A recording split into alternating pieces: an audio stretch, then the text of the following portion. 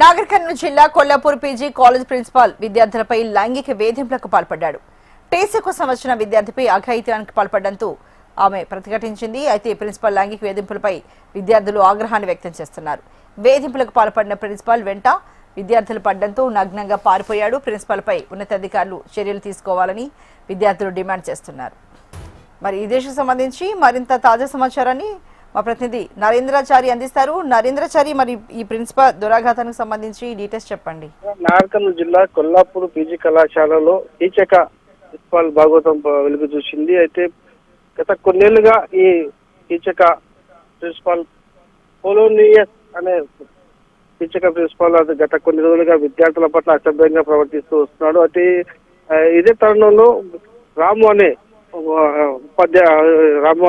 విద్యార్థుల పట్ల కూడా గత కొన్ని రోజులుగా అతను లైంగిక కోరికలు తీర్చాలని చెప్పేసి కూడా అతను నివేదిస్తున్న నేపథ్యంలో అయితే రాము ఇటీవల తన చేసుకుని అంటే నిన్న తీసుకెళ్ళడానికి కూడా కళాశాలకు రావడం జరిగింది. ఈ నేపథ్యంలో మరొకసారి కూడా రాము సంబంధించి కూడా తన పట్ల తన కోరిక తీర్చాలని చెప్పేసి కూడా ఏదైతే ప్రిన్సిపాల్ కూడా వేధించిన నేపథ్యంలో అయితే ముందుగానే పథకం ప్రకారం రాము అతని రాత్రి కళాశాలకు సంబంధించినటువంటి అతని గదికి వెళ్ళడం జరిగింది. అయితే గదిలో ఇద్దరు కూడా నగ్నంగా పట్టుబడ్డ నేపథ్యంలో చూసుకుంటే అతనికి సంబంధించి కూడా వేధించిన నేపథ్యంలో కూడా ఈ విద్యార్థి రాము అతని మర్మంగానే కూడా కోరికినట్టుగా తెలుస్తుంది. ఈ సందర్భంగా విద్యార్థులందరూ కూడా ముందుగా సమాచారం అందుకున్న నేపథ్యంలో కూడా అక్కడికి గదికి వెళ్ళడం జరిగింది. అయితే ప్రస్తుతానికైతే రాత్రి అర్ధరాత్రి వేళ 12 గంటల ప్రాంతంలో ఈ ఘటన చోటు చేసుకుంటే తెలుస్తుంది. అయితే విద్యార్థులందరూ కూడా ప్రిన్సిపాల్ భాగవతాన్ని కూడా బట్టబయలు చేసే ఉద్దేశంతోనే కూడా